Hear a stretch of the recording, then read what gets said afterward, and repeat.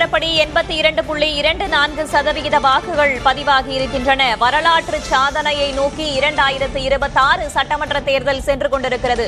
காரணம், கடந்த தேர்தல் 2021ஆம் ஆண்டு சட்டமன்ற தேர்தலை பொறுத்தவரையில் மாலை 5 மணி நிலவரப்படி 63.06% வாக்குகள் மட்டுமே பதிவாகியிருந்த நிலையில் 2026ஆம் ஆண்டு இந்த தேர்தலில் 82.24% வாக்குகள் பதிவாகி இருக்கின்றன. அதாவது மொத்தமாக இருப்பவர்களில் 4,71,59,124 பேர் தற்போது வரை தங்களுடைய ஜனநாயக கடமையை ஆற்றியிருக்கிறார்கள்.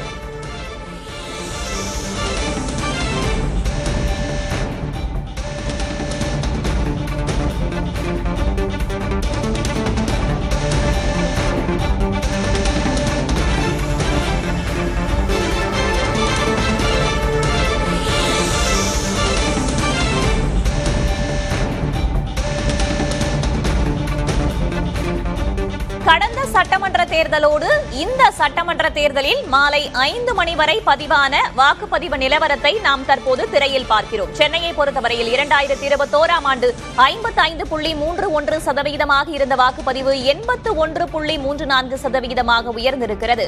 திருவள்ளூர் மாவட்டத்தில் 61.96% இருந்த வாக்குப்பதிவு 80.70% உயர்ந்திருக்கிறது. செங்கல்பட்டு மாவட்டத்தில் 53.39% இருந்த வாக்குப்பதிவு இந்த சட்டமன்ற தேர்தலில் 82.41% உயர்ந்திருக்கிறது. காஞ்சிபுரம் மாவட்டத்தை பொறுத்தவரையில் 62.96% இருந்தது கடந்த தேர்தலில் 2021ஆம் ஆண்டு சட்டமன்ற தேர்தலில் பதிவான வாக்குப்பதிவு. ஆனால் இந்த முறை 84.92% அந்த வாக்குப்பதிவு உயர்ந்திருக்கிறது. முக்கியமாக நாம் பார்க்க வேண்டிய விஷயம், இவை அனைத்தும் 5 மணி வரை பதிவாகியுள்ள வாக்குப்பதிவு நிலவரம்தான். ஒட்டுமொத்தமாக அனைவரும் வாக்குப்பதிவு நிறைவடைந்த பிறகுதான் ஒட்டுமொத்த வாக்குப்பதிவின் நிலவரம் இன்று இரவு வெளியாகும் என்று எதிர்பார்க்கப்படுகிறது. நாம் மற்ற மாவட்டங்களையும் பார்க்கிறோம். வாக்குப்பதிவில் வரலாறு படைத்திருக்கிறது தமிழ்நாடு. சென்னை, திருவள்ளூர், செங்கல்பட்டு, காஞ்சிபுரம், விழுப்புரம் என்று பல்வேறு மாவட்டங்களிலும் கடந்த முறையை விட இந்த முறை வாக்குப்பதிவு என்பது அதிகரித்திருக்கிறது. விழுப்புரத்தை பொறுத்தவரையில் 68.97% இருந்த வாக்குப்பதிவு இம்முறை 85.45% உயர்வு கண்டிருக்கிறது. திருச்சியை பொறுத்தவரையில் 2021ஆம் ஆண்டு 64.65% இருந்த நிலையில் இவ்வாண்டு 82.76% உயர்ந்திருக்கிறது. சேலம் மாவட்டத்தை பொறுத்தவரையில் 66.98% இருந்தது 5 மணி நிலவரப்படி வாக்குப்பதிவு. ஆனால் தற்போது 88.02% உயர்ந்திருக்கிறது. மதுரையில் 60.95% இருந்தது தற்போது 77.89%. சிவகங்கையில் 63.11% இருந்தது தற்போது 74.44%. தேனியில் 60.95% இருந்த 2021ஆம் ஆண்டு சட்டமன்ற தேர்தலுக்கான வாக்குப்பதிவு இம்முறை 78.73% அதிகரித்திருக்கிறது. திரையில் பார்க்கிறோம்.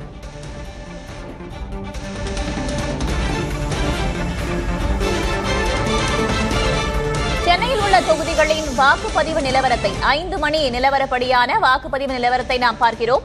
பூவிருந்தவல்லியில் 80.40% வாக்குகள் பதிவாகி உள்ளன. இன்னும் 3 நிமிடங்களே இருக்கின்றன வாக்குப்பதிவு நிறைவடைவதற்காக.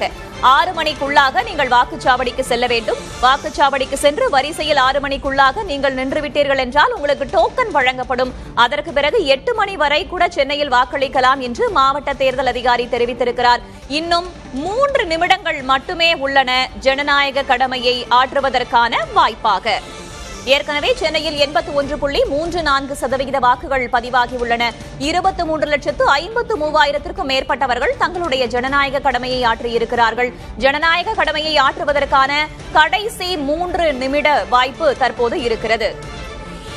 அதற்கு பிறகாக 6 மணிக்குள்ளாக வரிசையில் சென்று நின்றுவிட்டால் அவர்களுக்கு டோக்கன்கள் வழங்கப்படும். அந்த டோக்கனை வைத்து அந்த வரிசையில் நின்று அதற்கு பிறகு நேரமானாலும் உங்களுடைய ஜனநாயக கடமையை நீங்கள் ஆற்றலாம்.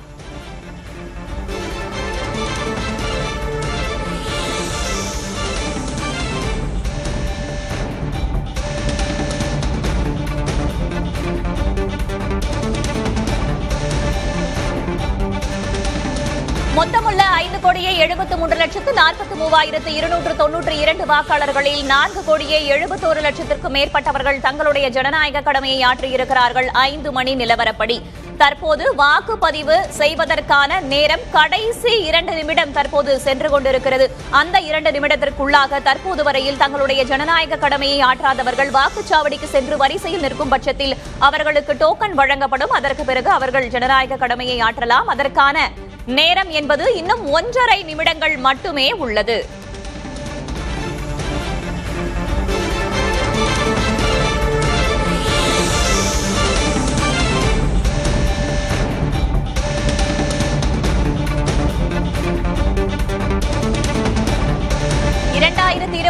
சட்டமன்ற தேர்தலில் மக்களுக்கு கொடுத்திருக்கக்கூடிய அந்த உரிமையை, அந்த வாய்ப்பை பயன்படுத்துவதற்கான கடைசி 1 நிமிடத்தில் நாம் இருக்கிறோம். அந்த 1 நிமிடத்திற்குள்ளாக வாக்குப்பதிவு, அதாவது வாக்குச்சாவடிக்கு சென்று உங்களுடைய வாக்கை பதிவு செய்வதற்காக நீங்கள் டோக்கன் வாங்கிவிட்டால் அதற்கு பிறகு நீங்கள் வாக்களிக்கலாம். அதற்கான கடைசி 1 நிமிடத்தில் நாம் இருக்கிறோம். 2026 சட்டமன்ற தேர்தலுக்கான வாக்குப்பதிவிற்கான கடைசி 1 நிமிடம் இதோ.